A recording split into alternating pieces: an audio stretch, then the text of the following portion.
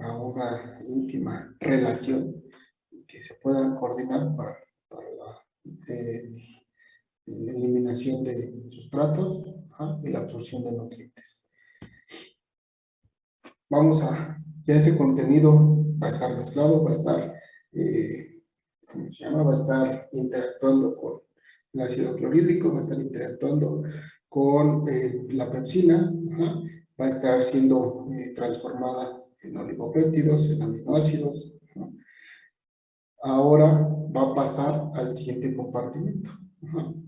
En la primera porción del intestino vamos a tener que va a estar comunicada con el páncreas.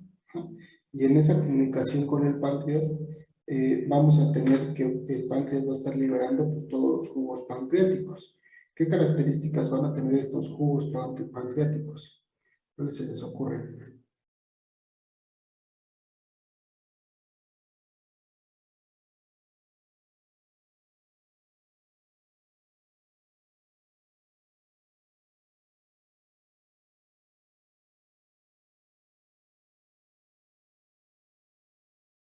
¿Cuáles se les ocurre que tengan estos jugos pancreáticos? Que va a estar eliminando el páncreas.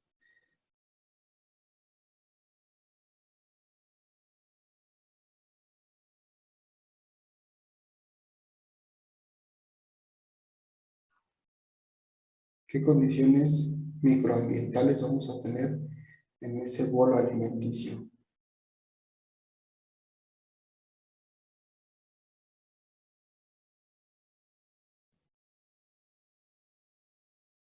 ¿Me escuchan?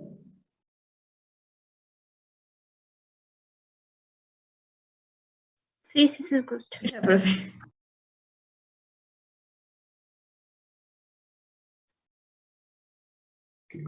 ¿Qué características? ¿Cuáles se les ocurren?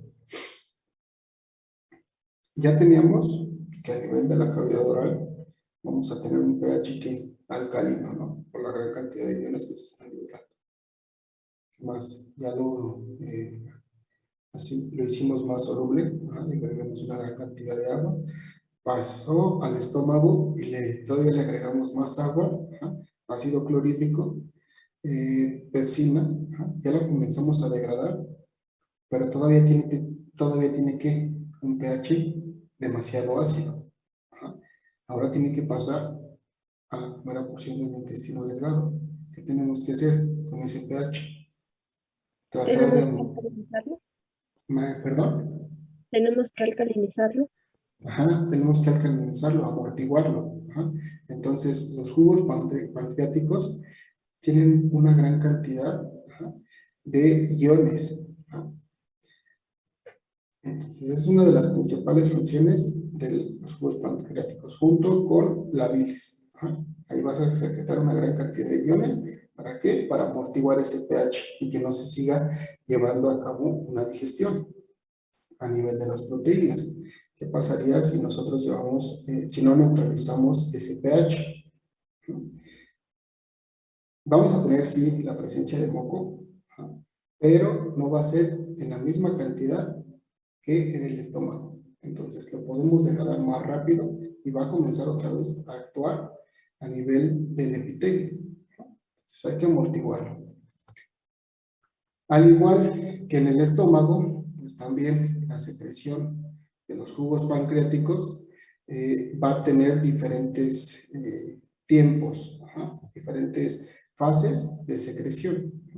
¿Quiénes van a estimular la secreción de estos jugos pancreáticos? Por un lado va a ser la acetilcolina.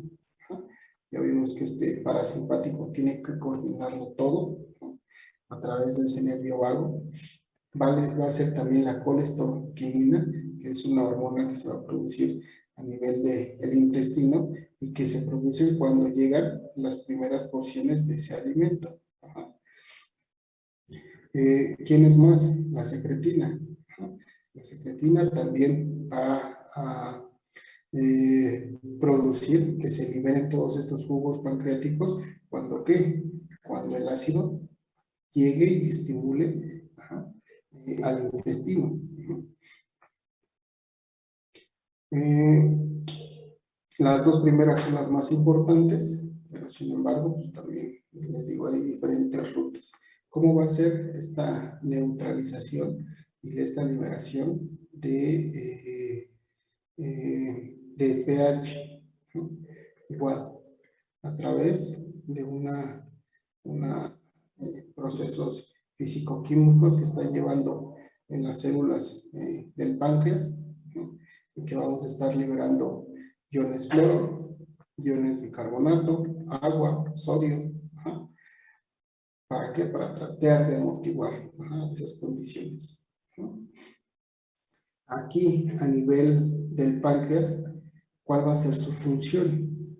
Ya tenemos una pequeña digestión de proteínas. ¿Qué otros elementos estructurales fundamentales conforman a un alimento? Proteínas, Lípidos, ajá, carbohidratos, y carbohidratos. Ajá. Si ya teníamos una digestión previa de las proteínas, ¿qué otros elementos nos faltan? los lípidos y los carbohidratos. Así es. Ajá. Los lípidos y los carbohidratos. En los jugos pancreáticos se van a dirigir más hacia los carbohidratos. Ajá. Entonces ya poco a poco, vean.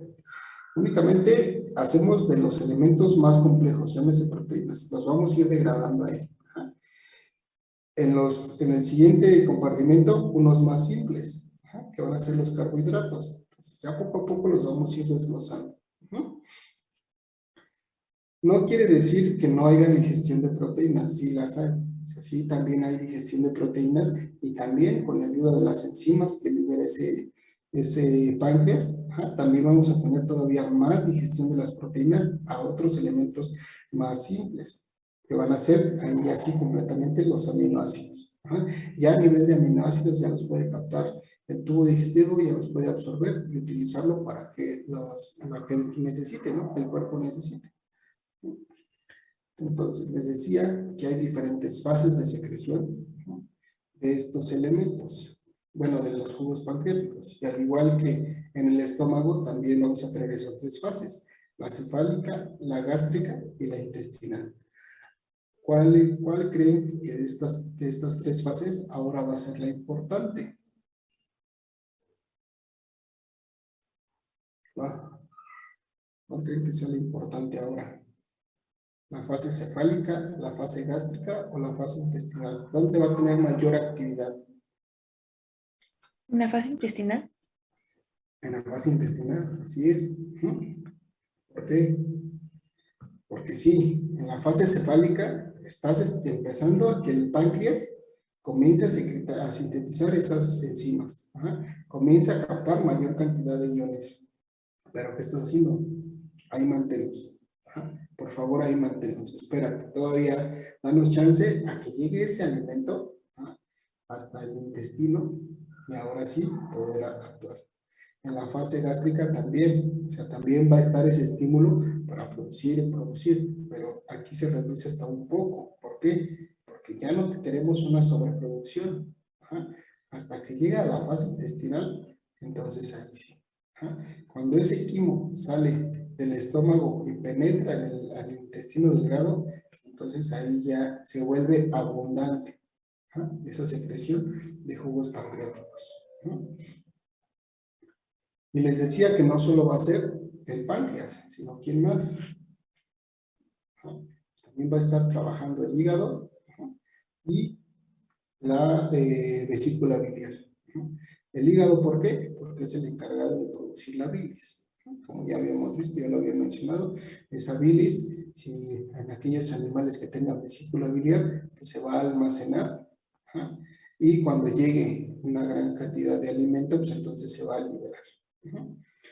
La bilis, ¿hacia qué elemento nutricional va a estar dirigido principalmente? Ya teníamos proteínas, ya teníamos A los lípidos. carbohidratos. Los Hacia lípidos. los lípidos. Ajá. ¿Y qué va a hacer con esos lípidos? Algo muy importante, la emulsificación de las grasas. ¿Qué significa esa emulsificación, emulsión de las grasas? Que es llevarlas de moléculas más grandes a moléculas más pequeñas. la vamos a ir fragmentando. Ajá. De gotas macro a gotas micro. Ajá. ¿Y qué más? ¿Qué más? ¿Qué más? ¿Qué más va a ser? ¿Qué otra función? ¿Qué otra función va a tener esa emulsificación de las grasas? ¿Y para qué queremos gotas más pequeñas? Para que se puedan aprovechar mejor o absorber de mejor manera. Ajá, esa es una. Esa es una, porque una molécula más pequeña se puede aprovechar mejor. Sí. ¿Qué más? ¿Qué más? ¿Qué más? E incluso esas gotas de grasa van a estar interactuando con, perdón, Para que se pueda almacenar. no tanto, ahí no te interesa almacenar. No te interesa, ¿por qué? Porque es tránsito. Y lo que quieres es captar nutrientes. Captar nutrientes. Ajá. Pero esas gotas de grasas, pequeñas micelas, ajá, van a estar interactuando con quiénes, con las proteínas y los carbohidratos. ¿No? Y al estar interactuando con las proteínas y los carbohidratos, ¿qué está haciendo? Está formando como tal las micelas. Ajá. Está haciendo, pues, no sé si sea válida la comparación, pero está haciendo microcélulas. Esas microcélulas que pueden interactuar igual con las células ahí ya intestinales, que tengan una mejor absorción. Ahorita lo vamos a ver más adelante. Pero ¿qué más? ¿Qué más está haciendo o cuál es otra función de esa emulsificación de las grasas? Hacer moléculas más pequeñas.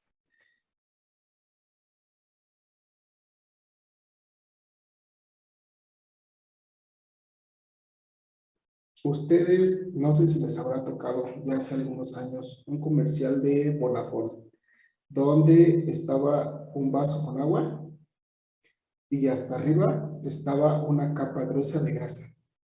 ¿Sí les ha tocado? ¿Sí lo vieron o no lo vieron? Sí, sí recuerdo. Sí, ¿Sí lo recuerdan? sí, Le agregaban agua a ese vaso y ¿qué decían? O sea, con los fines comerciales, el agua te ayuda a eliminar grasa, ¿no? Pero no sé si notaron que cuando caía esa agua, ¿qué pasaba? La grasa se iba hacia el fondo. Ajá. Esa grasa que se iba hacia el fondo, sí, la mayoría, entre más grande fuera la gota, ¿qué te hacía? Tendía a subir. Ajá. Y nuevamente formar esa capota de grasa. Pero no sé si fueron tan observadores que vieron que pequeñas gotas de grasa se mantenían circulando en ese medio acuoso. ¿Sí lo vieron o no lo vieron? sí, ¿Sí lo recuerdan todos? Bueno, yo no lo había visto. ¿No lo vieron? Si pueden, googleenlo para que vean de lo que les estoy hablando. Ajá. ¿Qué pasa con esas pequeñas gotas de grasa? Esas pequeñas gotas de grasa pueden estar flotando en todo ese contenido del bolo alimenticio. Ajá. Como recordarán, ese contenido del bolo alimenticio, ¿en qué está inmerso? ¿Cuál es el elemento que ahora más abunda? El agua. Ajá. ¿Sí? ¿Te queda? sí, Entonces, al ser ese elemento el que más abunda, ¿qué pasa con las interacciones con la grasa? La grasa va a tender a ¿qué? A separarse. Ajá. O sea, vamos a tener un estrato de grasa y un estrato de líquido, ajá, de agua. Ajá. Si no podemos hacer esas micelas, esas pequeñas gotas, entonces no podemos hacer que interactúe en todo ese líquido. ¿No? Y no podemos cumplir otra vez la función de los otros elementos, que se estén mezclando, que se estén produciendo las interacciones químicas, que todo esté chocando con todo, ¿ja? Para una adecuada digestión. ¿Sí queda hasta el momento? Sí, sí, No, ok. ¿Qué más pasa con esa bilis? Pues el cuerpo es tan sabio, ¿ja? Que desarrolló esa respuesta adaptativa de eliminar productos de desecho, ¿no? Como cuáles, como la bilirrubina, el colesterol. ¿No? ¿Y qué hizo? Pues los aprovechó. Aquí es una forma de reciclaje del cuerpo. ¿no? Porque elementos que ya no son ocupados a nivel sistémico, los manda hacia la bilis. Y la bilis los vuelve a utilizar. Es como una fábrica de reciclaje del cuerpo. Ajá. Entonces, ahí también, pues aquí tiene algunas otras consecuencias, ¿no? Porque estos elementos de desecho se pueden almacénar, ¿ah? Y forman cálculos, ¿ah? Que son cálculos, pequeños sedimentos de colesterol, ¿ah? De minerales en un espacio determinado. Si esos cálculos son pequeños, pues pueden pasar libremente por el conducto, ¿ah? Ese conducto biliar. Si no, ¿qué pasa? Obstruyen la salida y se comienza a almacenar esa bilis. Entonces, hay que tener cuidado.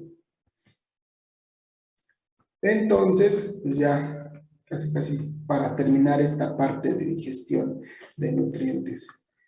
La digestión de los elementos, como también la absorción, va a estar encaminada hacia ¿qué? A la degradación de los elementos estructurales que mayormente conforman a un individuo, ¿no? Carbohidratos, grasas y proteínas. ¿Dónde van a ser degradados estos elementos? ¿Dónde van a ser degradadas las proteínas? ¿En qué órgano principalmente? Estómago. En el estómago. Los carbohidratos y las grasas. En intestino. Así es. Entonces, aquí es donde van a estar degradados esos elementos principalmente. En el intestino y principalmente en el intestino delgado. Y en la primera porción del intestino delgado.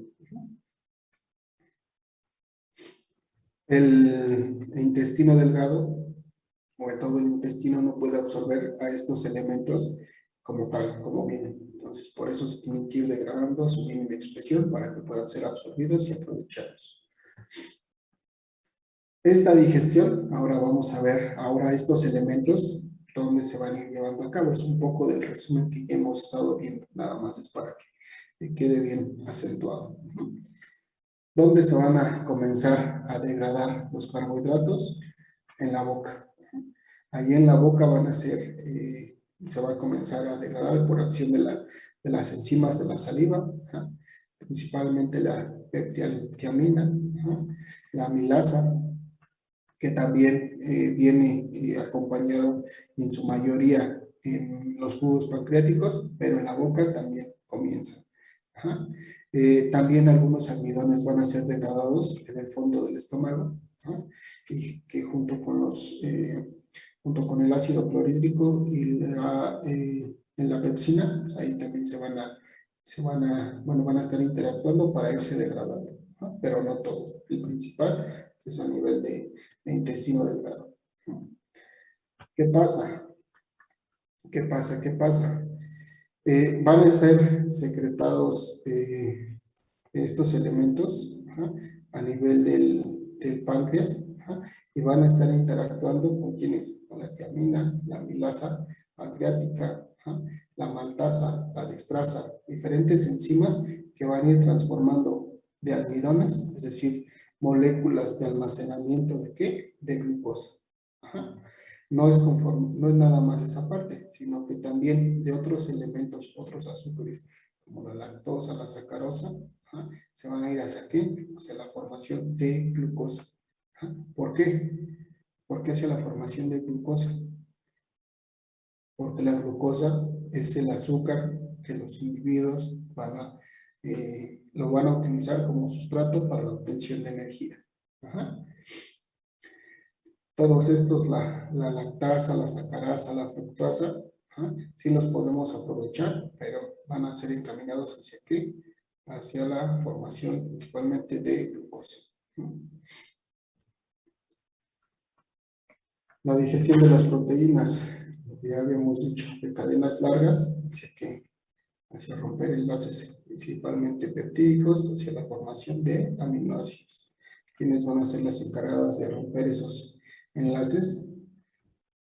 Principalmente la pepsina, pero ojo, la pepsina tiene que actuar junto con el pH que está dado por el ácido clorhídrico. Si nosotros tenemos valores superiores a 5 en cuanto a ese pH, no va a estar actuando esa pepsina. Necesitamos valores muy extremos, ajá, de 2 a 3. También lo que les había mencionado, que también se va a llevar una degradación de proteínas a nivel del páncreas. Ajá.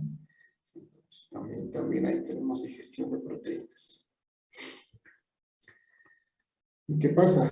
Tenemos las proteínas, va a estar actuando la pepsina y vamos a tener que proteasas, peptonas, polipéptidos. Ajá. Y aquí va a estar actuando también la tripsina, la quimiotripsina, ajá, la elastasa, las carboxilasas. ¿Para qué? Esos oligopéptidos y aminoácidos, ajá, y también más aminoácidos. Ajá. Entonces, vean esa degradación de elementos complejos a elementos simples, ¿no? La digestión de las grasas. Ajá. Lo más abundante son los triglicéridos. Ajá. Un triglicérido tiene un núcleo de un glicerol con 3 cadenas laterales de ácidos grasos. Ajá. Y aquí va a ser dividirlos, ¿no? Vamos a tener igual degradación de ácidos grasos o de triglicéridos a nivel del estómago, pero bien, es muy poco, 10% nada más. Es hasta que se lleva la emulsión de estas grasas, donde se lleva una verdadera degradación, ¿no? Esta degradación va a ser llevada a cabo por la bilis, ¿no? Que va a ir rompiendo estos enlaces, ¿no? Vamos a hacer de cadenas complejas de esa cadena de glicerol con ácidos grasos de 3 a formar una de 2 o más simples de 1. También no solo va a ser la bilis, sino que también las enzimas pancreáticas. Ajá. ¿Con ayuda de quién? De la emulsión de las grasas. Ajá. A través de esta bilis, hacerlas de moléculas o gotas grandes a gotas pequeñas y luego ya con acción enzimática hacia ácidos grasos más simples. Ajá. ¿Sí queda? Sí, Sí, Así como habíamos visto que el estómago y el páncreas tienen diferentes fases de secreción, ajá, también la bilis va a estar secretada, ajá, en esas fases. Sin embargo, pues aquí ya no lo vamos a englobar en la fase cefálica, en la fase gástrica y en la fase intestinal. También, al igual que las enzimas pancreáticas, van a hacer su mayor secreción a nivel de la fase intestinal. Ajá. Sin embargo, aquí nosotros lo vamos a dividir en 2 porciones. ¿Por qué? Porque no solo va a ser como tal ese contenido de la bilis, sino que también la producción. Ajá. Entonces, la secreción de bilis va a ser liberada de dos formas. Ajá. A nivel del hígado o a nivel de la vesícula biliar. Ajá. ¿Dónde vamos a tener un mayor flujo? Cuando tengamos ese contenido intestinal, entonces aquí los dos elementos o las dos rutas van a estar interactuando al mismo tiempo, ¿no? A nivel de hígado y a nivel de vesícula biliar. ¿No? Si no tenemos tanto contenido, podemos tener liberación de bilis a través únicamente del hígado, ¿no? Pero ya la vesícula biliar ya no va a tener, ¿no? Ya no va a tener actividad, sino que aquí a través del hígado vamos a tener también esa ruta, ¿no? De que llegue directamente al intestino, que se vaya como tal a la vesícula biliar, ¿no?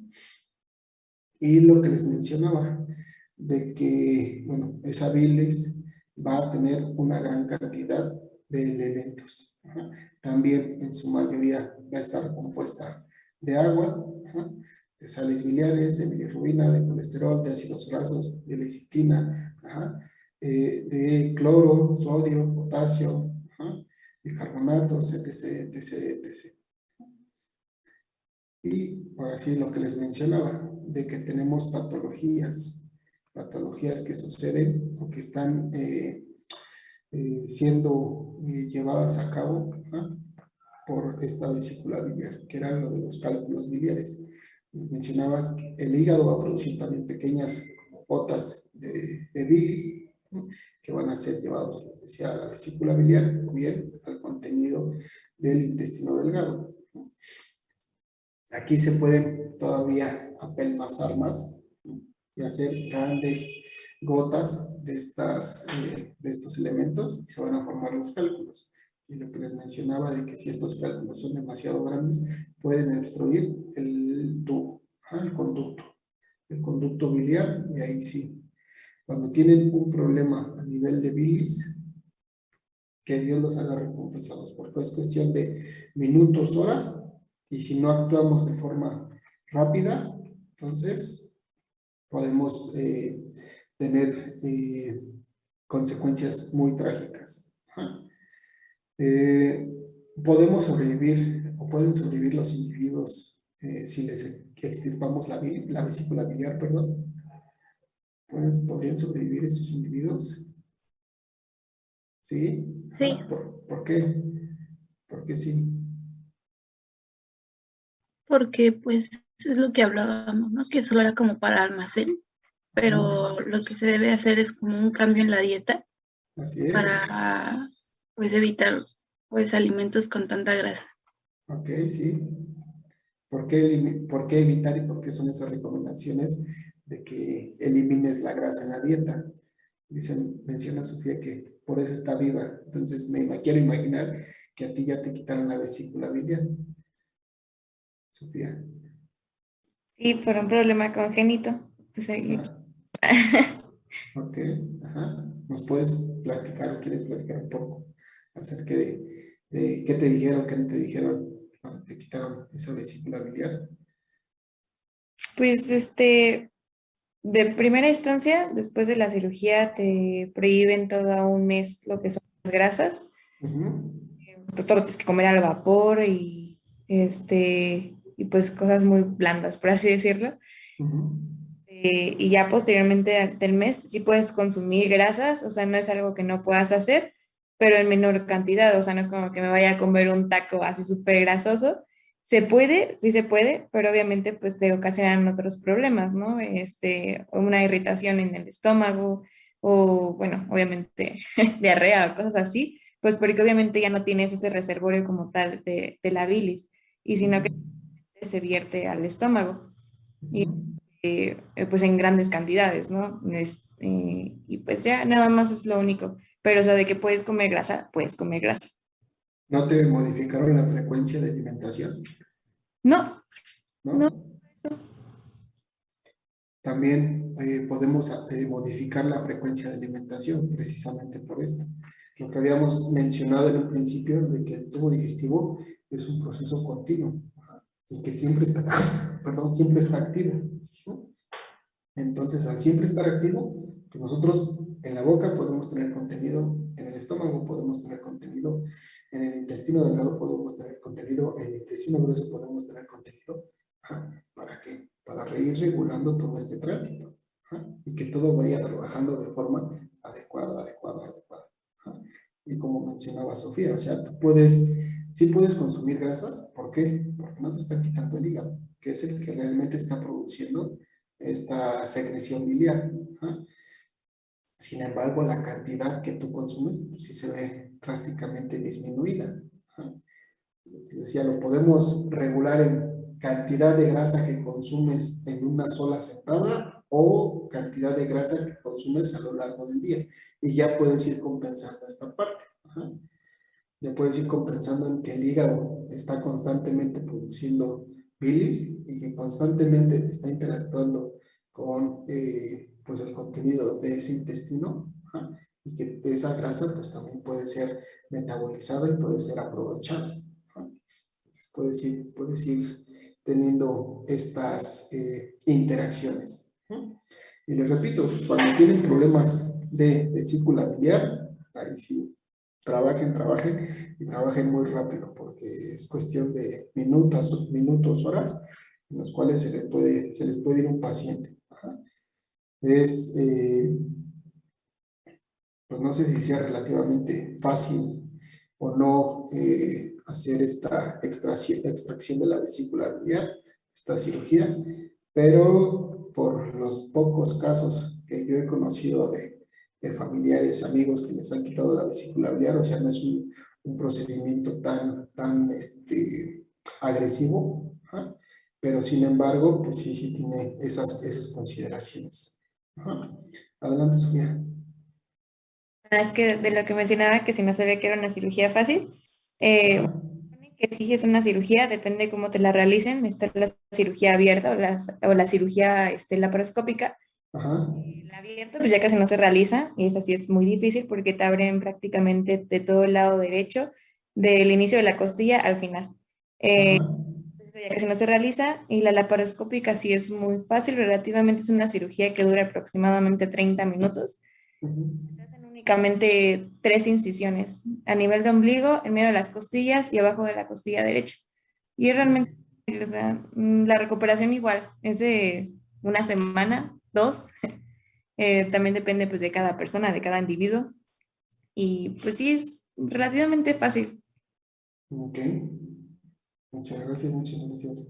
Sí, es lo que les mencionaba, porque yo he visto incisiones extremadamente grandes e incisiones extremadamente pequeñas, pero sí, o sea, depende ahí la técnica. La técnica de la paroscopía es una maravilla, o sea, porque ya antes a mí me tocó una parte como de hacer cirugías así a duerme todo el individuo y es anestesia local, para empezar, perdón, anestesia general, ajá, para empezar y es calculando en base al peso del individuo, ¿no? Y pues no puedes regular, o sea, no puedes regular una vez entrando el medicamento, ajá, la respuesta de ese individuo. Ya actualmente con las condiciones, con los medios de anestesia inhalada, es una maravilla, ¿no? De que tú regulas la cantidad de anestésico, ajá, y la recuperación de ese individuo, también regulando la cantidad de oxígeno que le está llegando a ese individuo, ¿no? Entonces ahí ya puedes controlar esa parte. Y luego lo que mencionaba Sofía, de la técnica, ajá, de incisión. Antes se hacían unos boquetes marca Diablo, ajá, en general. O sea, ¿por qué? Porque necesitabas espacio para ver. Ahorita con la laparoscopia, pues, si ya nada más metes a través de un espéculo, ajá, una pequeña camarita, y a través de eso, pues tú la puedes conectar a un monitor, puedes conectarla a una televisión, incluso de 60, 70 pulgadas, y ya lo ves macro. O sea, ya es una maravilla. Y ya nada más tienes que coordinar pues tus manos y pues con las pinzas, ¿no? Los objetos con los que estás introduciendo pues, al cuerpo para realizar esa técnica. También, ¿qué pasaba antes? Antes no se tenía, por ejemplo, electro cauterizadores. Ahora por medio de la energía eléctrica y por medio del calor, pues tú puedes cauterizar un vaso sanguíneo. Antes no, antes era cortar y ligar. Ajá. Y entonces pues ahí se les complicaba un montón, ¿no? Porque si no ligabas bien, o sea, si no anudabas bien o hacías bien tu nudo, se te podía desbaratar ese nudo, salía la sangre a diestra y siniestra. Y para parar una hemorragia que no sabes dónde está y luego sin ver, o sea, sin poder abrir la cavidad, pues, se te complica, ¿no? Ya ahorita, o sea, ya la cirugía, ya esa parte, pues sí, de la ciencia, donde tú ya realizas técnicas quirúrgicas, pues ya está más relajado, ¿no? Que obviamente, pues sí representa un gran costo de inversión, ¿no? Porque no es lo mismo nada más comprarte un frasco de anestesia y una jeringa, una venoclisis, un suero para tú introducirlo al paciente, que pues, realmente invertir en el equipo de anestesia, ¿no? Un equipo de anestesia si ya por barato te sale en 50,000, 60,000 pesos. Un laparoscopio, pues también depende, si es de última generación, unos 100,000, 200,000 pesos, ¿no? La televisión, etc, etc, etc que antes pues, te decía, lo podías hacer. Me tocó hacer cirugías en campo, o sea, literalmente un espacio cerrado para que no te entrara corrientes de aire, pero sobre una mesa y ahí te aventabas. O sea, ya no eran estos como que grandes quirófanos, ¿no? Bueno, ya creo que estoy divagando un poco todo con esto, pero pues para que vean las aplicaciones prácticas de conocer eh, cada uno de los segmentos, ajá, cuál es la funcionalidad de cada uno de estos segmentos, en este caso que conforman la parte del tracto gastrointestinal, ajá, y que nosotros tenemos que dar recomendaciones en base a la función de estos elementos, ¿no? De este sistema, ajá, que pues está trabajando en armonía y que la finalidad, pues, por un lado es la degradación de los nutrientes, tanto física, ajá, masticación, movimientos, ajá, como química, y a nivel molecular, ¿para qué? Para la obtención de nutrientes. ¿Preguntas, dudas? No, No, todo, ¿No? ¿Todo bien? ¿Todo claro? sí, todo bien. sí. Va que va. Si no hay preguntas o dudas, por hoy aquí le vamos a dejar. Ajá. Nos vemos el día viernes